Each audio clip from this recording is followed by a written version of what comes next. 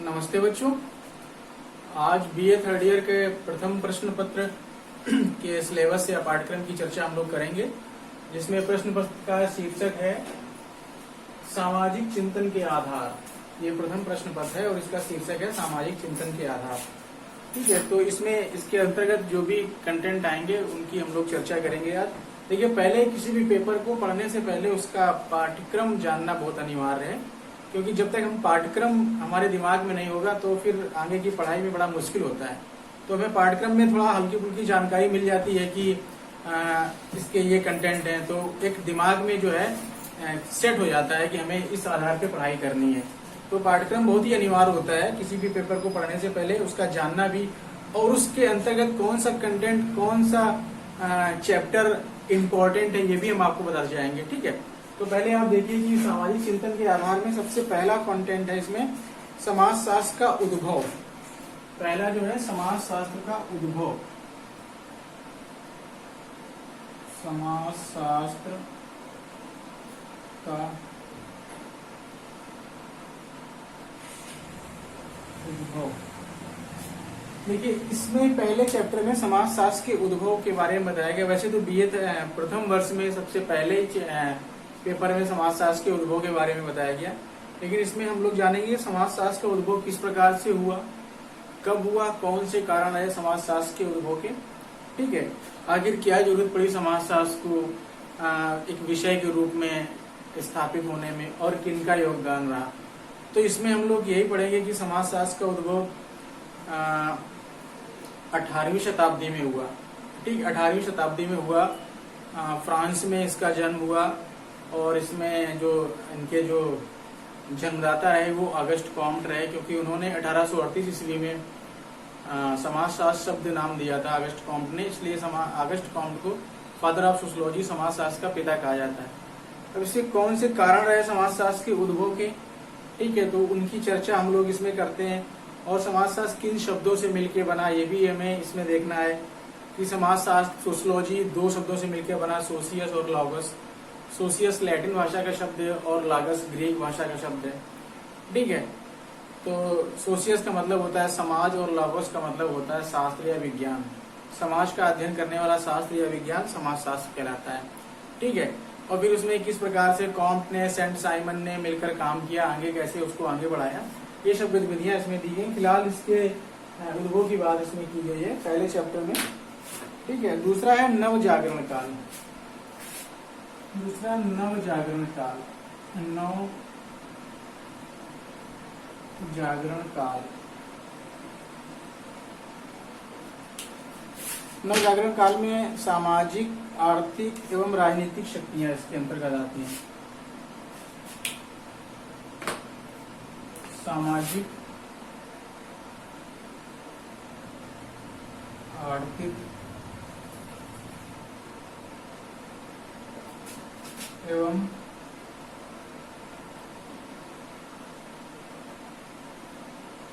राजनीतिक शक्तियां।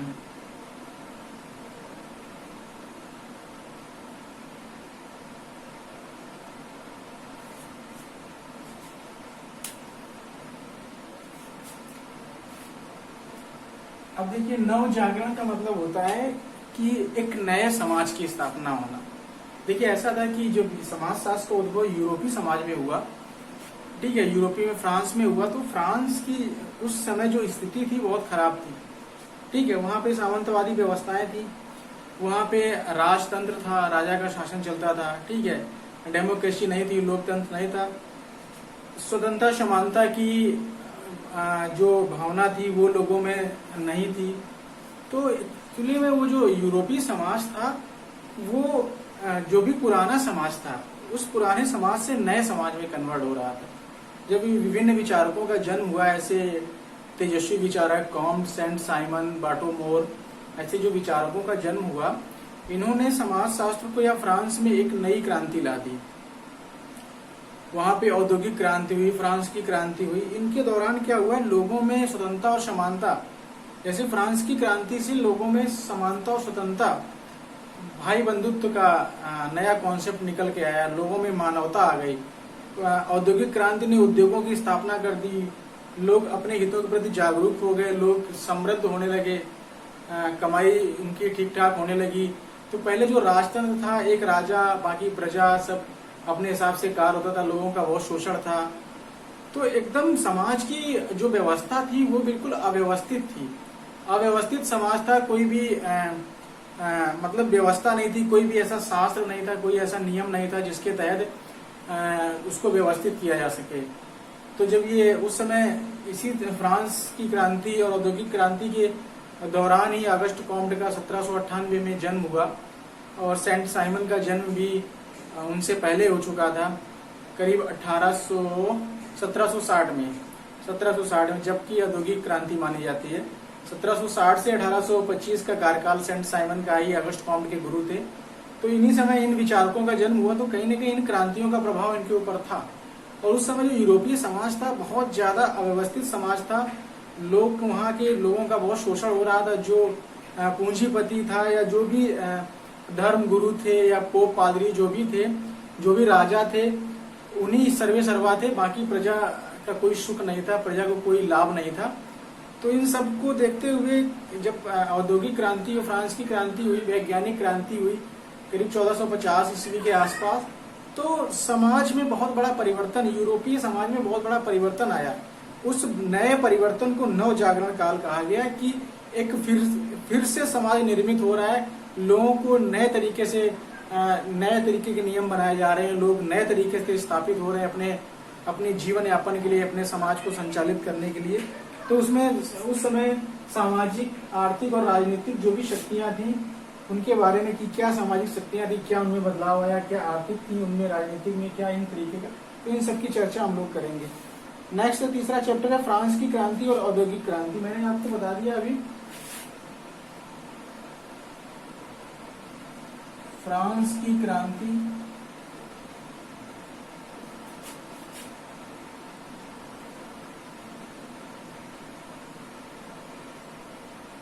एवं औद्योगिक क्रांति।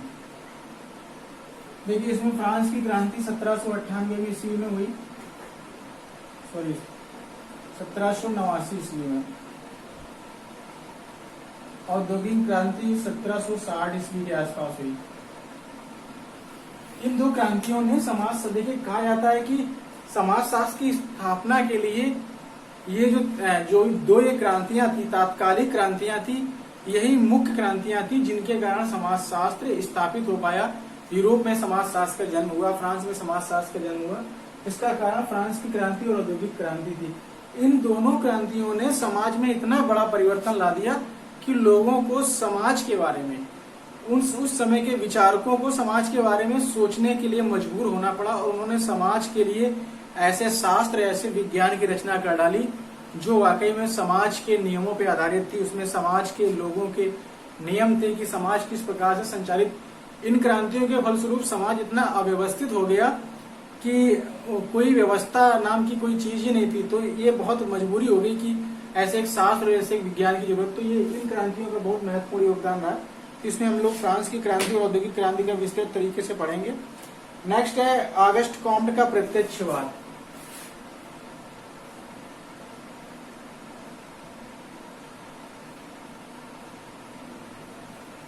ऑगस्ट कॉम्ट का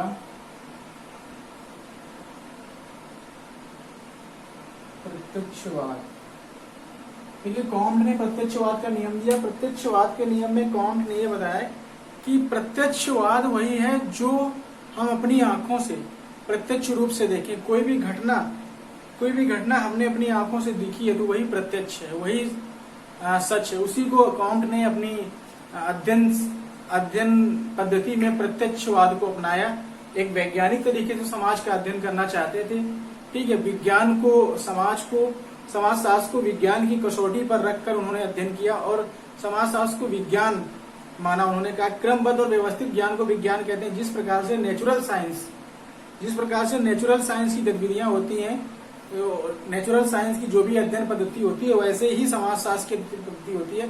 समाजशास्त्र में किसी भी घटना का जब तक हम प्रत्यक्ष अवलोकन नहीं कर लेते तब तक उसके सामान्यीकरण तक या प्रतिवेदन तक नहीं जा सकते। किसी भी घटना का अवलोकन, निरीक्षण, परीक्षण, विश्लेषण करने के बाद उसका प्रतिवेदन करना ही प्रत्यक्षीकरण है। यही घटना प्रत्यक्षवाद है। कांट ने कहा कि प्रत्यक्षवाद के अंतर्गत उन्होंने जो भी नियम बताए कि जिस प्रकार से विज्ञान के चरण होते हैं वैसे भी किसी घटना का अध्ययन हम प्रत्यक्षवादी पद्धति से करते हैं। प्रत्यक्षवाद को कांट ने माना कि जो हमने अपने आंखों से प्रत्यक्ष रूप से देखा है वही प्रत्यक्ष है, वही सही है। नेक्स्ट स्पेंसर सामाजिक डार्विनवाद एवं अधिशावयवी उद्विकास।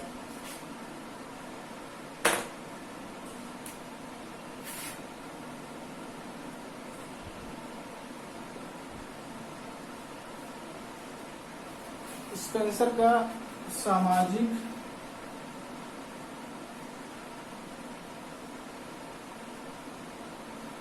डार्विनवाद एवं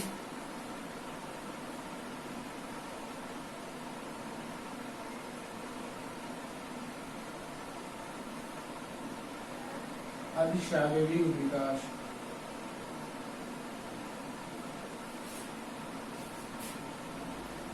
स्पेंसर का सामाजिक डार्विनवाद, देखिए स्पेंसर ने सामाजिक डार्विनवाद एवं अधिशावयवी सिद्धांत दिया। ठीक है, डार्विनवाद का सिद्धांत ये था स्पेंसर ने, जैसे डार्विन ने क्या हुआ जीवों का उद्विकासी सिद्धांत दिया है।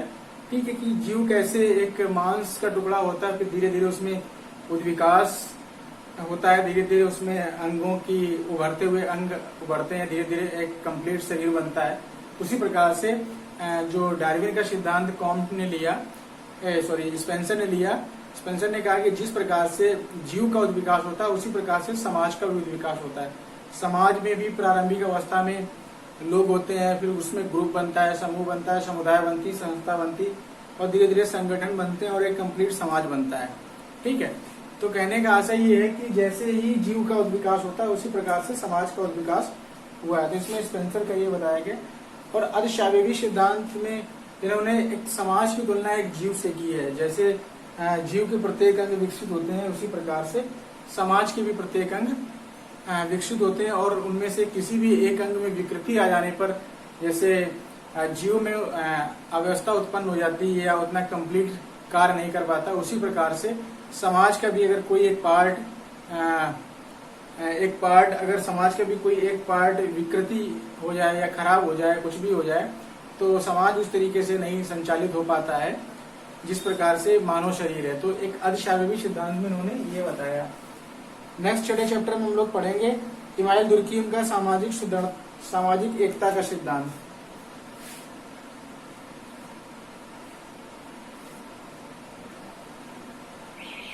दुर्कीम का सामाजिक एकता का सिद्धांत।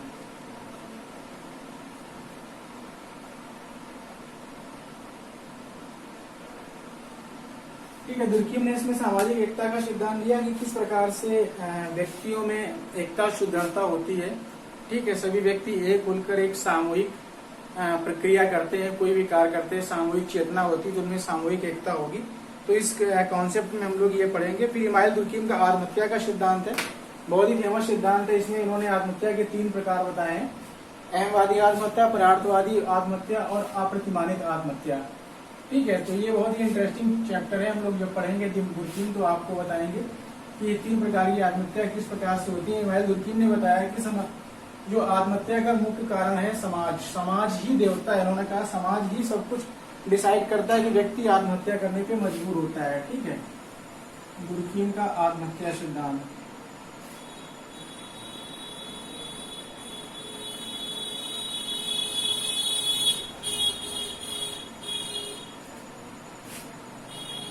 नेक्स्ट चैप्टर में हम लोग पढ़ेंगे मैक्स वेबर का सत्ता सिद्धांत। ठीक है, वेबर का सत्ता सिद्धांत।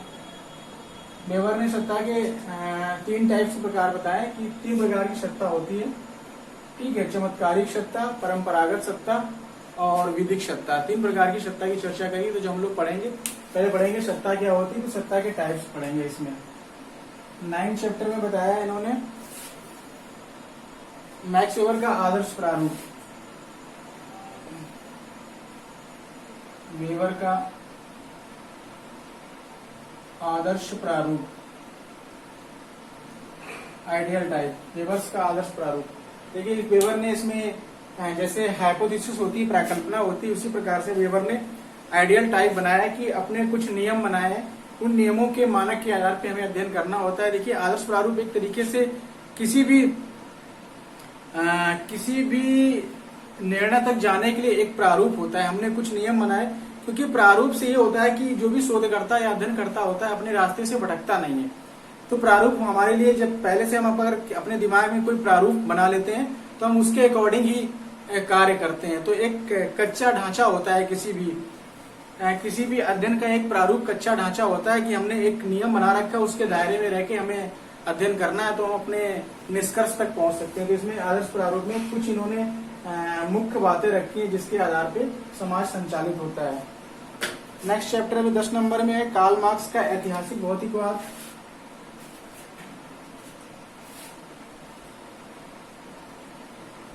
मार्क्स का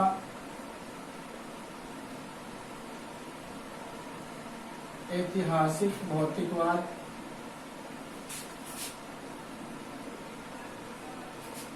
मार्क्स का ऐतिहासिक भौतिकवाद,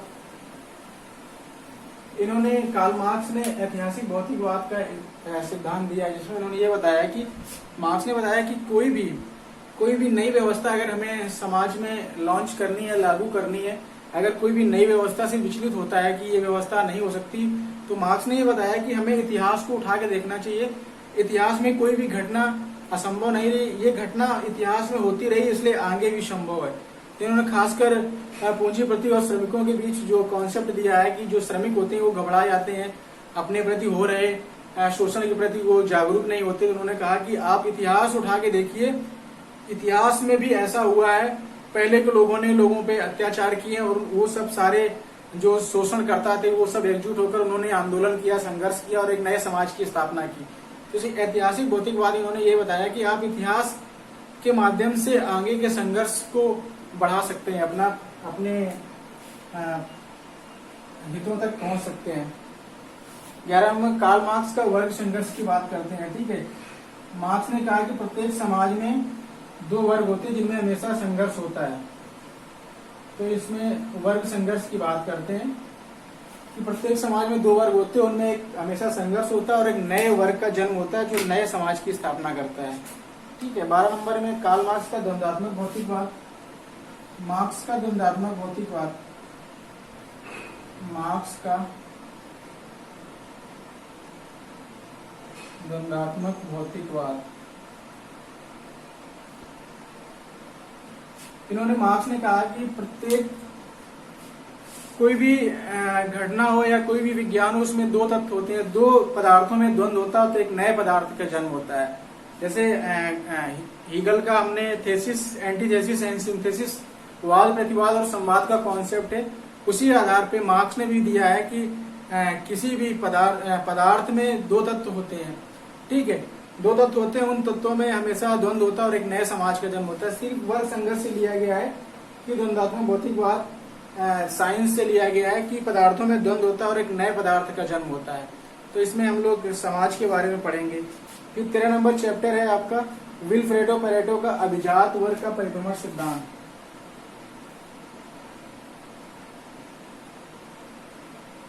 अभिजात वर्ग का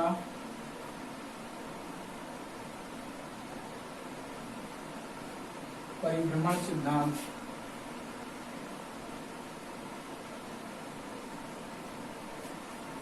ये पैरेटो का है।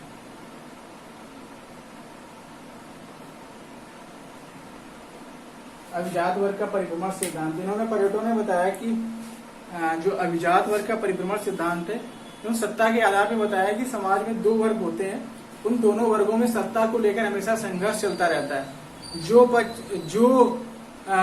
वर्ग सत्ता में होता है वो सत्ता में इतना लीन हो जाता है कि उसे अपने विपक्ष का कोई ध्यान नहीं होता है कि हमारे पीछे कोई हमारी गतिविधियों पे नजर भी रख रहा है। वो अपने शासन सत्ता में इतना मस्त हो जाता है। तो इन्होंने जैसे शेर और लोमड़ी का एग्जाम्पल दिया कि जो शेर है वो सत्ता पे है, लोमड़ी जो है सत्ताहीन है, एक तरीके से वो सत्ता में नहीं है। तो लोमड़ी सत्ता को पाने के लिए किस प्रकार से अपनी चालाकी दिखाती है और जो सत्ता में होता है उसकी कमियों को उजागर करती है, और धीरे धीरे एक दिन जब आता है कि वो उस सत्ता पे पहुंच जाती है और जो सत्ता पे होता है वो नीचे आ जाता है। तो इन दोनों में हमेशा परिभ्रमण का मतलब हमेशा संघर्ष चलता रहता है। एक चक्रीय परिवर्तन होता रहता है कि कभी लोमड़ी के पास सत्ता, कभी शेर के पास, कभी शेर के पास तो कभी लोमड़ी के पास। एक दूसरे की कमियों को उजागर करते हुए कहीं न कहीं अपनी सत्ता पाने के लिए परिभ्रमण करते रहते हैं। इसमें ये पढ़ा गया है, बताया गया है। 14वें चैप्टर में है भारत में समाजशास्त्रीय विचारों का विकास। ठीक है, 14 नंबर हम लोग पढ़ते हैं भारत में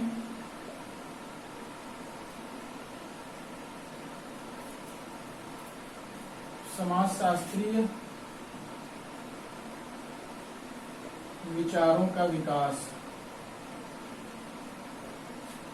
ठीक है, अब इसमें देखिए भारत में जो समाजशास्त्री विचारक, जो भारतीय विचारक रहे, उनका कैसे विकास हुआ है, किस प्रकार से उन्होंने आगे समाजशास्त्र के विकास में, भारत के विकास में जिन विचारकों का योगदान है उसके बारे में हम लोग पढ़ेंगे। तो इस प्रकार से 14 चैप्टर है ये बीए थर्ड ईयर के प्रथम प्रश्न पत्र में सामाजिक चिंतन के आधार में। तो हमने आपको थोड़ा सा बता दिया। अब जब हम लोग इसके पहले चैप्टर से कंटेंट से समाजशास्त्र का उद्भव उठाएंगे नेक्स्ट वीडियो में, तो सिलेबस के लिए आज इतना ही। धन्यवाद।